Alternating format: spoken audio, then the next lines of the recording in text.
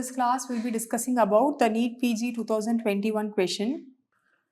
A patient presented with fever, pallor, hepatosplenomegaly. He belongs from Uttar Pradesh. Peripheral smear examination revealed pancytopenia and Buffy coat examination showed macrophages laden with organism with kinetoplast. Which vector is most likely responsible? So the most important hint given here is macrophages are with kinetoplast. So the organism which shows kinetoplast are Leishmania and Trypanosoma. These are the organism which shows kinetoplast. So the Trypanosoma are usually restricted to African and American countries, and they usually present as sleeping sickness and Chagas disease. This is a usual presentation. But in the history it is mentioned that patient is having fever, pallor, hepatosplenomegaly and pancytopenia, which points toward the patient is having leishmaniasis or Kala Azar. Okay, leishmaniasis or Kala Azar. So here it is more common in Uttar Pradesh, Rajasthan, Bihar, West Bengal.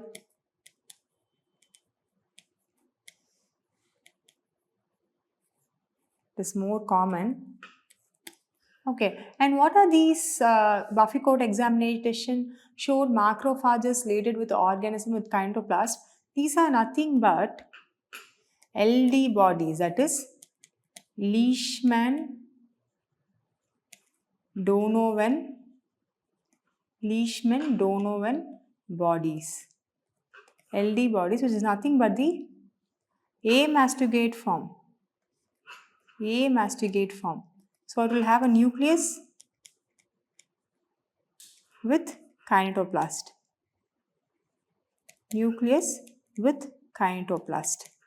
Okay, it will have nucleus with kinetoplast. Okay, so the answer is Leishmania will spread by sandfly.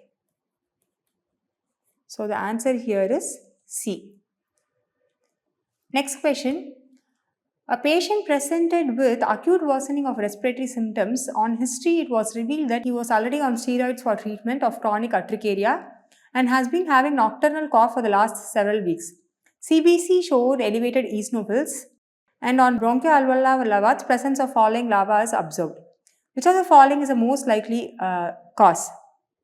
So, what we have to understand here is the lava has crossed the respiratory tract. Okay, it has crossed the respiratory tract. So, organisms which passes the respiratory tract during their life cycle is Ankylostoma duodenale,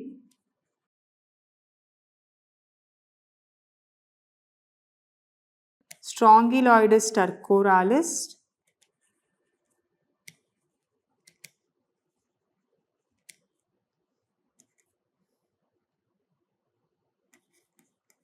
Ascaris lumbricoides. These are the nematodes which spreads through, whose larva will go through respiratory tract during the life cycle. So here added on they have given that patient is having acute worsening of respiratory tract, he is on chronic urticaria and he is already on steroids. So these things, and he is having elevated eosinophils. So these things point towards he is having a hyperinfection syndrome due to strongyloides. And this image shows the larva of strongyloides. If at all the answer was Candida, Ankylostoma duodenale means this also could be the answer, but in the option they have mentioned is Ankylostoma caninum. So the best answer is Strongyloides stercoralis. Next question. A 50% burns patient develops infection at the burn site. On swab culture, the microbe is isolated in a strict aerobe and test shown in the image is positive. What is the most likely organism? So they have given the history that oxidase positive organism is there. Okay. So if at all you see here means E. coli, Salmonella, Klebsiella all belong to Enterobacteriaceae. So under Enterobacteriaceae, all of them are catalase positive and oxidase negative. So the answer here is Pseudomonas aeruginosa. Further thing which is used, further hint is in burns patient, the patient is having infection. Pseudomonas aeruginosa is the most common infection that is seen in a burns patient. Okay, so the answer is Pseudomonas aeruginosa. What are the other oxidase positive organisms? If they ask means Burkholderia will be oxidase positive, Vibrio cholera will be oxidase positive, Neisseria will be oxidase positive. All these organisms are oxidase positive. Next question. A week after unprotected sexual intercourse, a 26-year-old male develops urethral discharge as shown in the image. What is the most likely causative agent? Okay. So, urethritis can be classified into gonococcal urethritis and non-gonococcal urethritis. Gonococcal and non-gonococcal urethritis. Gonococcal urethritis, patient will be having purulent discharge like this. Patient will be having purulent discharge. Whereas non-gonococcal urethritis, patient will be having mucoid to watery to purulent discharge. Here for gonococcal, the causative agent is Neisseria gonorrhoeae. Whereas for non-gonococcal, the causative agent will be HSV, chlamydia, it can be trichomonas, candida. So these are the non-gonococcal agents causing urethritis. Ureaplasma is also a non-gonococcal agent. So this Neisseria gonorrhoeae are gram-negative cocci arranged in pairs and they are kidney shaped. These are kidney shaped and here the culture medium of choice is Thayer-Martin medium and the swab is usually transported in Ames or Stewart medium. So these medium are usually used for transmitting the swabs. Okay. So the answer is Neisseria gonorrhoeae. Next question. An unimmunized 2-year-old child present with coryza, conjunctivitis, blue whitish spot in the mucosal area near the lower molar tooth. After 1 day, she developed a maculopapular rash on the face and neck. What is the nature of the causative virus? So first the patient is having coryza, conjunctivitis, whitish blue mucoid discharge. So this is nothing but, that is buccal mucosa. Patient is having bluish white spot. Nothing but the Koplik spot, after which the patient is having rashes. So fever followed by Koplik spot followed by rashes point towards a patient is having measles infection. So one thing which you have to remember is all the DNA virus are double-stranded. except parvovirus, and all the RNA virus are single stranded except reovirus, example rotavirus and retrovirus. Okay, so we all know that measles is a RNA virus. Measles is a RNA virus. So all the RNA virus are single stranded except reovirus and retrovirus. So measles doesn't come under this. So the answer is single stranded RNA virus. Next they have asked whether it is enveloped or not. Enveloped or not. So how to identify this? Okay. So first we have examples of enveloped DNA virus. Enveloped DNA virus, herpes, hepatitis B and pox. And there is something called as non-enveloped DNA virus, in which the mnemonic is PAP.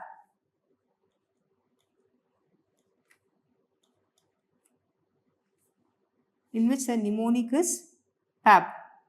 Parvovirus, adenovirus, papavirus. Okay, papavirus. So this is a DNA virus. For non-enveloped, the mnemonic is PAP. PAP smear is always taken in naked position. So while taking the PAP smear, envelope will not be present. Okay, they will be taken in naked position. So you can remember this mnemonic PAP. Parvo, adeno, papavo. Okay. For enveloped DNA virus, it is herpes, hepatitis B and pox. How to? This pox should not be compared with the PAP. So how to remember is pox is present in a box. So it is enveloped. Pox is present in a box. So for enveloped DNA virus, pox will come. Next for enveloped RNA virus.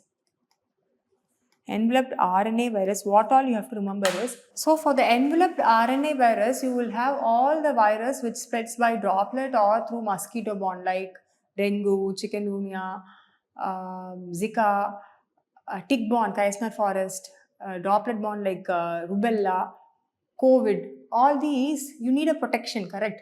So to prevent from that infection, you need a protection like mosquito net or the mask. So remember that like that enveloped RNA virus, you have all the mosquito-borne and the droplet-borne infection. So the answer is enveloped single-stranded RNA. Next question. 2 patients came with a complaint of nausea and vomiting in the early morning. On history taking, it was revealed that they had pastries last night.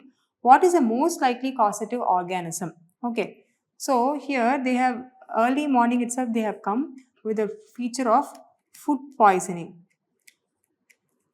With feature of food poisoning.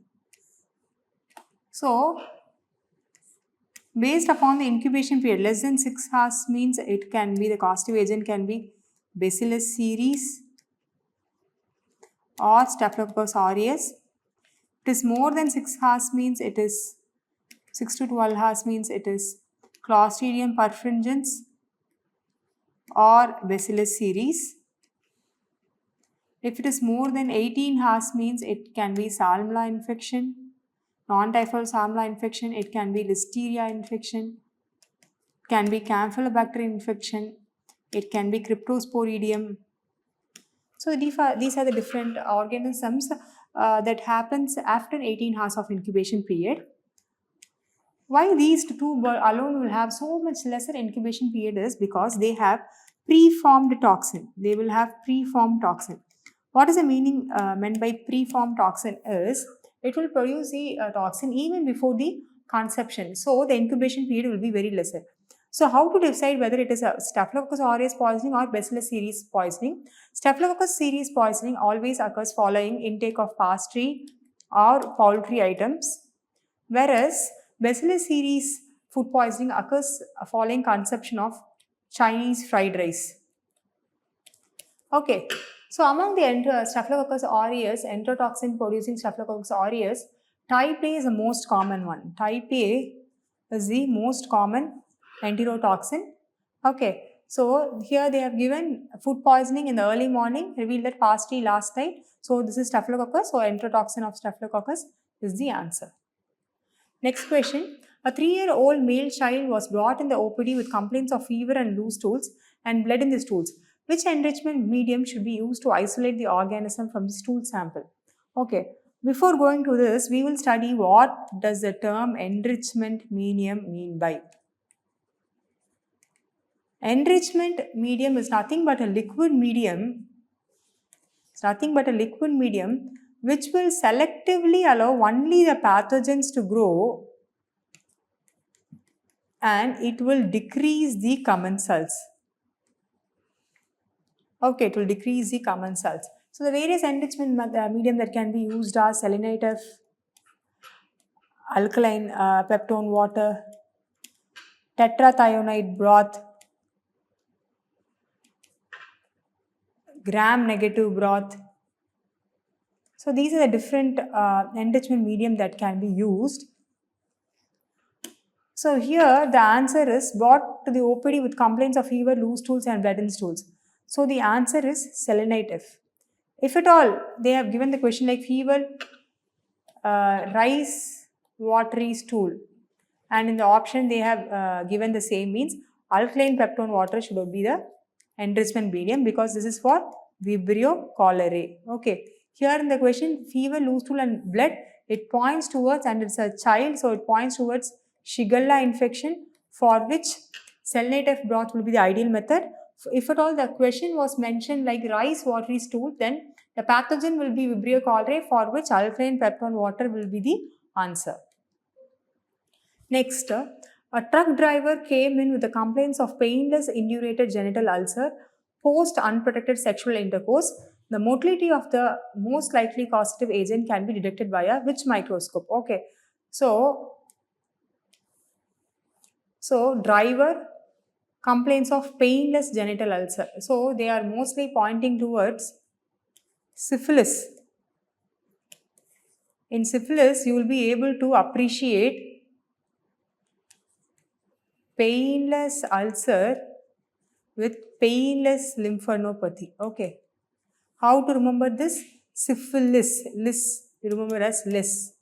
So the ulcer and lymphadenopathy will be painless. Okay. Whereas herpes, chancroid, lymphogranuloma venereum,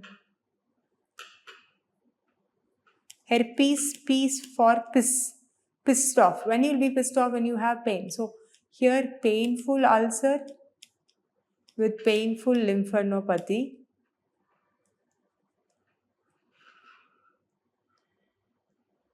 So for chancroid, it is Haemophilus ducreyi. So you cry when you have pain. So it is painful ulcer with painful lymphadenopathy. Lymphogranuloma, granuloma, remember as groom. Groom phase, initially it will be painless, then it will be painful. Like that you can remember. So painless ulcer followed by painful lymphadenopathy. Next, donovanosis. So painless ulcer with no lymph node or pseudobulbous formation.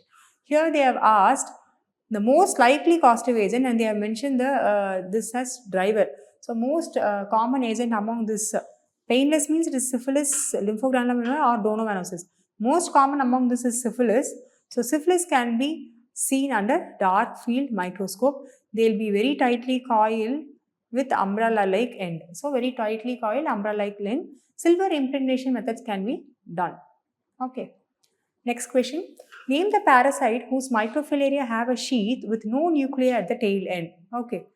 So here the mnemonic is LBW.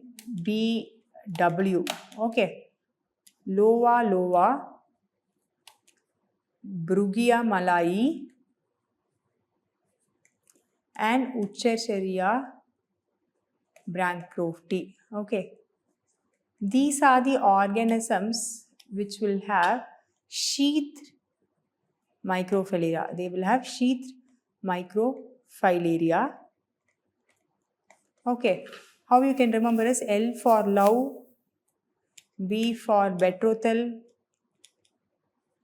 and W for wife. Okay. So remember, once you're committed or once you're in love, you will have the phone calls. Like the phone calls will be throughout the night. So that phone calls will be compared to that of the nuclei. Okay. So in love, that is lower, you will have the nuclei throughout the tail end. Okay.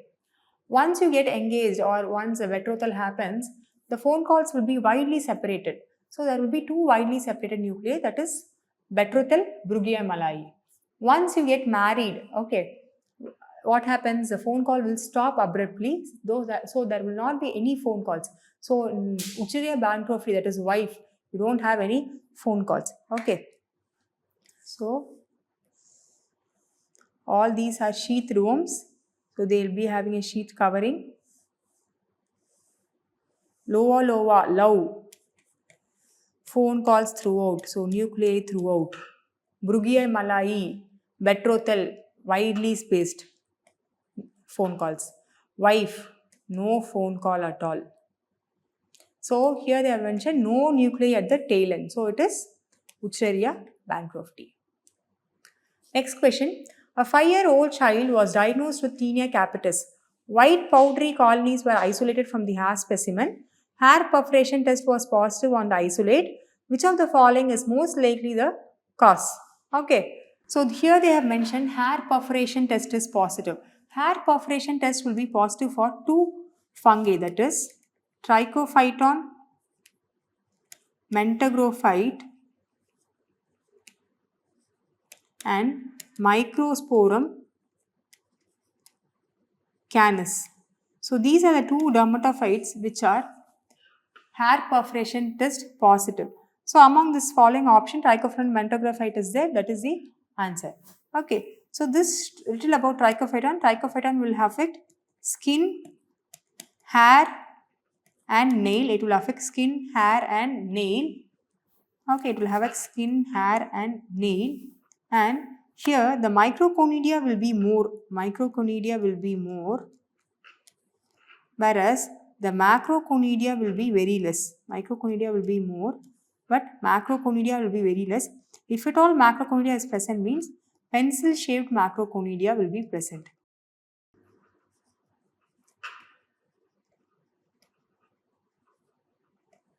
So a serum sample of a patient who is suspected to have acute brucellosis was sent for standard agglutination test. Initially it turned out to be negative, but after serial dilution of the sample, it turned positive. Which of the following is responsible for the initial negative test? So here what they have given is, they have taken serum sample and they have run agglutination test. Okay. That time it was negative. Patient was said that he was not having brucellosis. Then what they did is they have serially diluted the sample. Okay, put serum sample and they have serially diluted with saline.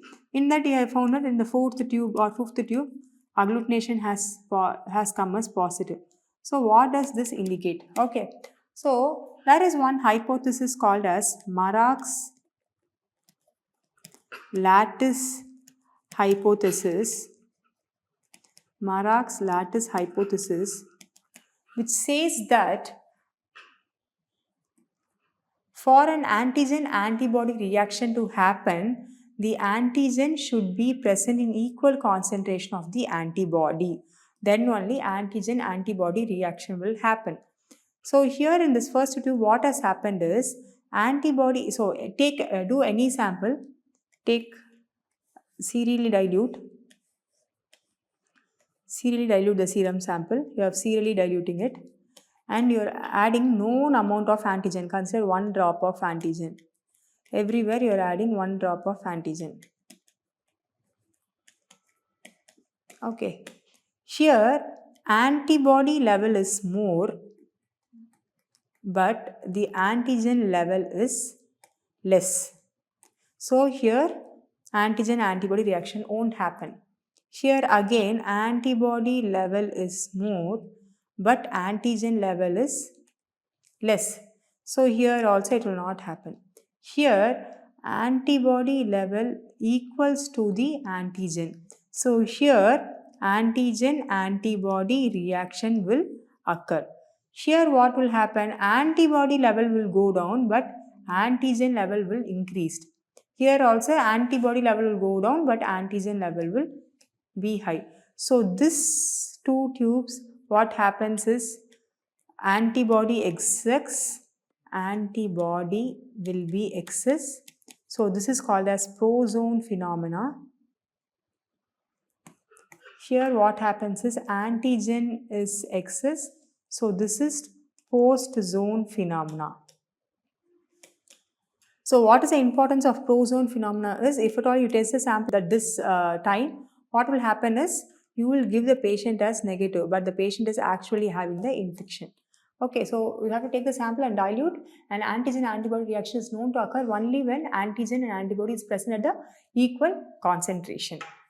Thank you.